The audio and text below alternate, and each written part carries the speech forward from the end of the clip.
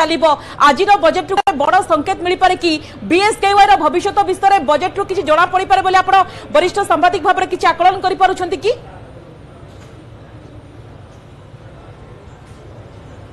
नहीं से तो आयुष्मान भारत निश्चय कार्यकारी करेंगे कहीं गोटे ये सारा कैंपेन करुले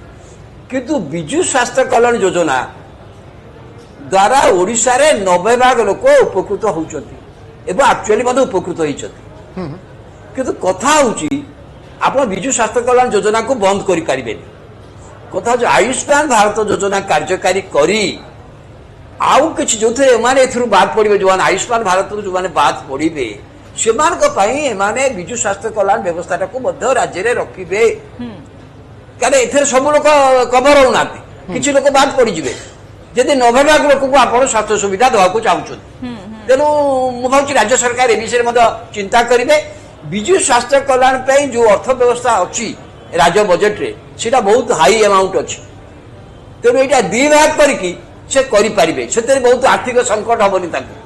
आर्थिक दृष्टि से किसी असुविधा पड़ेनि जदि दुईटा को मध्य कार्यकारी करते किसी लोक यहाँ करती आउ किसी लोक आयुष्मान भारत योजना करे आयुष्मान भारत योजना हुए तो लागू एवं जो कथा आपण कहले 90 भाग ओडिशा बस्ती देखिबा कि बीएसकेवाई कार्ड पर निर्भर करती श्रीयुक्त प्रफुल्ल गड़ाई जति देखिबा कि पूर्व सरकार मोस्ट पॉपुलर स्कीम होची मध्य अन्यतम होची बीएसकेवाई रो भविष्य कोन होची आज बजेट रो स्पष्ट होई पारे आपण कोन आकलन करूछंती अनुमान करूछंती आयुष्मान योजना लागू नै सरकार कोटे किछि संकेत देई पारंती कि ना दुईटी योजना को मिक्स करि पारंती कोटे बड़ स्वास्थ्य योजना आनी पारंती जेमति पूर्व अन्य राज्य गुड़िकर देखीचे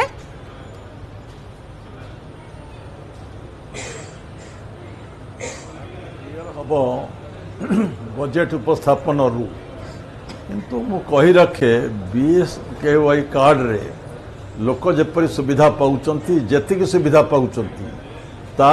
आयुष्मान भारत रे पाइबे नहीं विजु स्वास्थ्य कल्याण योजना को बंद करने पाई हेले वर्तमान मोहन बाबू को सरकार 100 थर भाविबा को पड़ो जन आंदोलन हम प्रतिवाद हम सरकार बीएसकेवाई वार्ड को बंद करने कौन घोषणा करना निष्पत्ति नहीं ना आम जी खबर रखीचु क्या बीएसकेवाई सुविधा जन जपरी भाव पाँच 10 लाख 7 लाख पाँच ए 5 लाख पाइबे तेणु ए जो गरीब लोक मैंने आज मागणार स्वास्थ्य सेवा पाइबा सक्षम होती जदि आयुष्मान भारत प्रचलन करा जाए ये सुविधा पाइबार वंचित है ओडिशावासी तेणु से बीएसकेवाई कार्ड आज गरीब लोक गाँव में जी रहे जे बड़ चिकित्सा पाइबापी बड़ रोग पाई जे स्वप्न केबे देखी पारे ना आज बीएसकेवाई कार्ड ता संभव करिछि तो मोर विश्वास जो विजु स्वास्थ्य कल्याण योजना को सरकार बंद करिबे नहीं प्रतिक्रिया हब प्रतिवाद हब जन आंदोलन भी जाई पारे बिल्कुल आमे मध्य आशा करूचे जे कोनोसी जनमंगलकारी राष्ट्र रे जनतांकर स्वास्थ्य सुरक्षा होची सरकारंकर प्राथमिकता एवं जहा को लक्ष्य करी एभरी योजनार परिकल्पना करा जायथिला एवं तार सफलता मध्य आमे देखुचे श्रीयुक्त 55 कानून को आपण ए क्षेत्र रे निरपेक्ष कारण बीजेडी एवं बीजेपी लंबा समय धरी टणा ओटरा होउथिले बीएसकेवाई भलो ना आयुष्मान योजना भलो आपण जेतेबेले योजना को अति निकटरू देखुचंती लाभार्थी को देखुचंती आपणकर मतामत कोन एवं एथिरे जदि परिवर्तन हुए ताहले कोन परिवर्तन हेबार आवश्यकता रहउची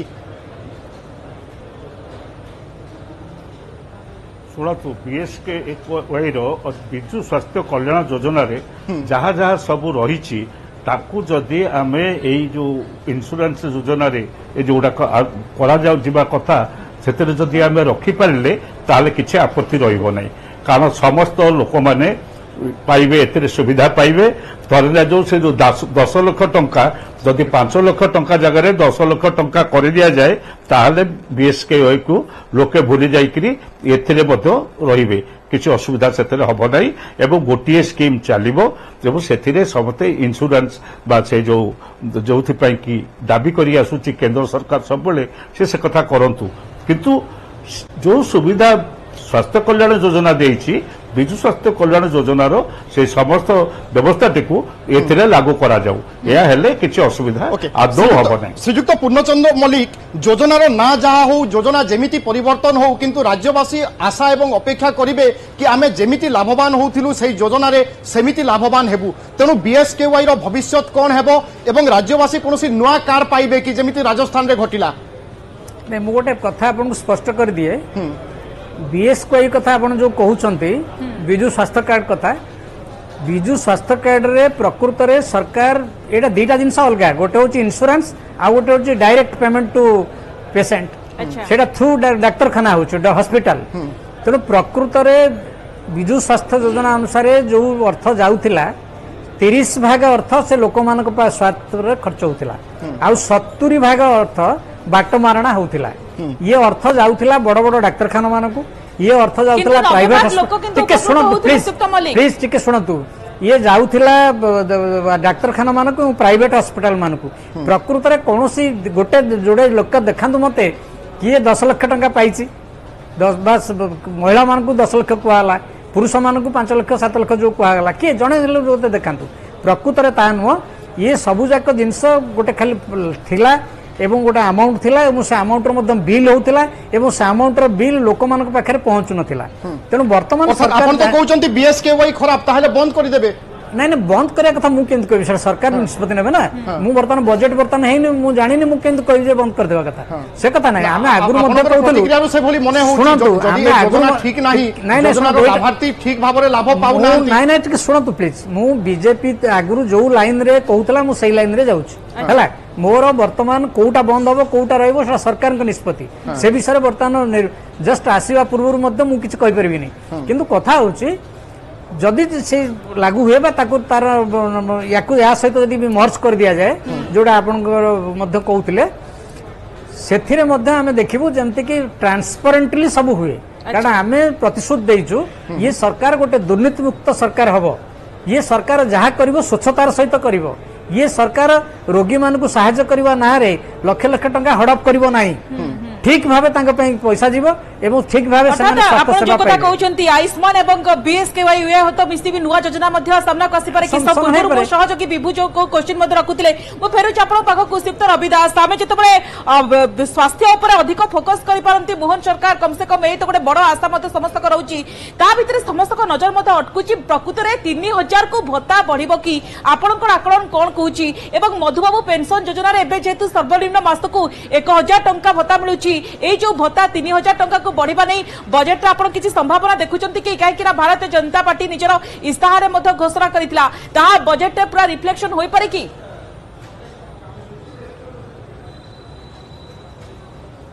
नहीं मु भाबुची एटाकू जो 3000 करिए बोली कहिचंती सेटा गोटा समय से करिबेनी वन टाइम बढ़ेबे नाही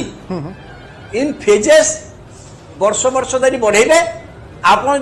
पारा निर्वाचन हम देश 3 वर्ष 4 वर्ष पर से लोक 3000 पाई जाइए कथा हूँ गोटाए समय यही आर्थिक बोझ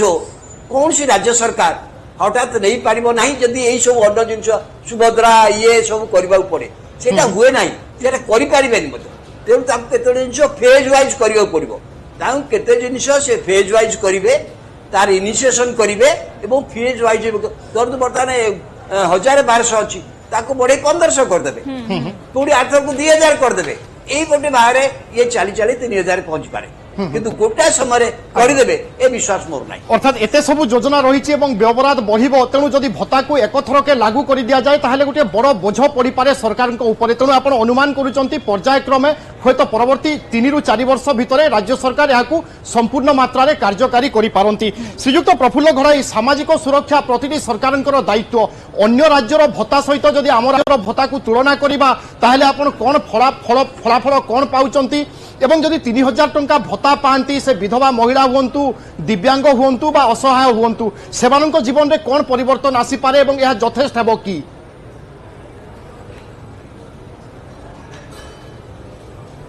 आपण जानती भारत वर्ष रे ओडिशा होची अन्यतम दरिद्र राज्य अनेक लोक एठी दारिद्रतार कषाघात रे आतजात होउचंती सामाजिक सुरक्षा आवश्यक जो माने भत्ता 3000 टंका पाइबे से माने दिओली खाइबार व्यवस्था करि परिबे एवं तांकर अवस्थार उन्नति हेई परिबो जो 3000 टंका वृद्धि करा जाय करिवा पई सरकार प्रस्ताव रखिचंती जदि बजेट रे व्यय बराद करंती मु कहबी स्वागत योग्य पदक्षेप 3000 काईकी लोक अन्य राज्य मान 4000 5000 कोटी टंका करा जायछि बिल्कुल जो भत्ता विकलांग भत्ता विधवा भत्ता वार्धक्य भत्ता करा जायछि जेते अधिक करा जाई परिबो याकू गरीब लोक माने वयस्क लोक माने